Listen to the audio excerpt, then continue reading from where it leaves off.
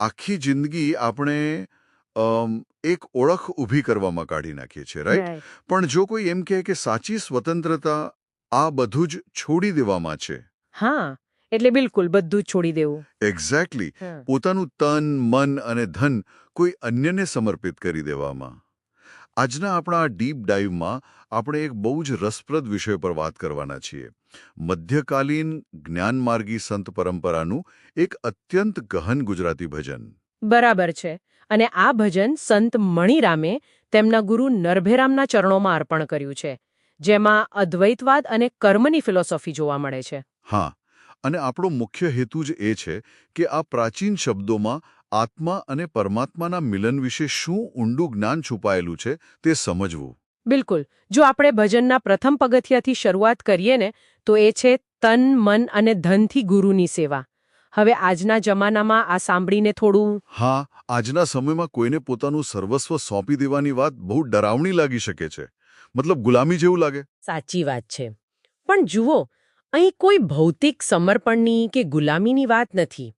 આ તો સંપૂર્ણપણે પોતાના અહંકારને ઓગાળવાની એક પ્રખર આંતરિક પ્રક્રિયા છે. આ ત્રણેય સ્તરે સમર્પણ કરવાથી સાધકનો અહંકાર નષ્ટ થાય છે. ઓ, એટલે ધન કે તન આપવાનો અર્થ માલિકી ભાવ અને પેલું હુંપણું છોડવાનો છે. મને આના પરથી એક બહુ જ સચોટ ઉદાહરણ યાદ આવે છે. હા, ચોક્કસ જણાવો ને. આ પ્રક્રિયા જાણે પાણીના એક નાના ટીપાનું વિશાળ મહાસાગરમાં ભળી જવા જેવી છે. જ્યાં સુધી ટીપું અલગ છે ત્યાં સુધી તેની એક સીમિત મર્યાદા છે. બરાબર. પણ જેવું તે મહાસાગરમાં પડે છે તે પોતાની મર્યાદા ગુમાવીને સ્વયં મહાસાગર બની જાય છે. એક્ઝેક્ટલી. મર્યાદિત જીવ એ અનંત શિવ તત્વમાં વિલીન થઈ જાય છે. અને આ જ મિકેનિઝમ અહીં કામ કરે છે. અહંકાર એ જ પેલી મર્યાદા છે. રાઈટ. સ્ત્રોત બહુ સ્પષ્ટ કરે છે કે આધ્યાત્મિકતા એ માત્ર કોઈ બૌદ્ધિક ચર્ચા નથી, પણ તે સ્વાનુભવ છે.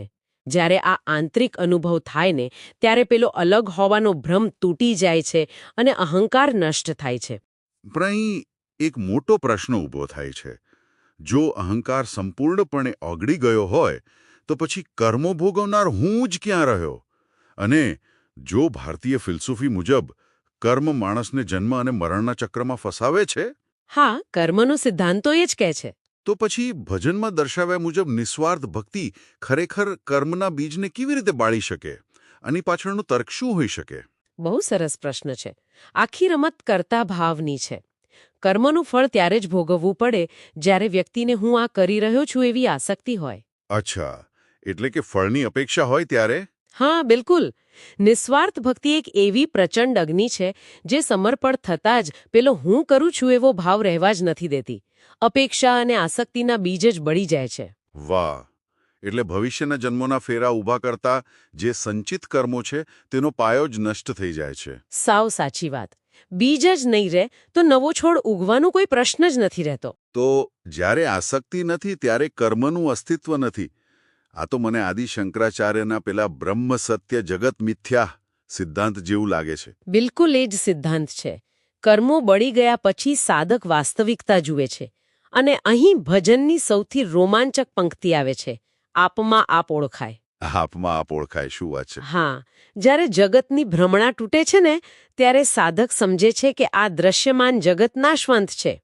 અને તેને ક્યાંય બહાર નહીં, પણ પોતાનામાં જ પરમાત્મા દેખાય છે.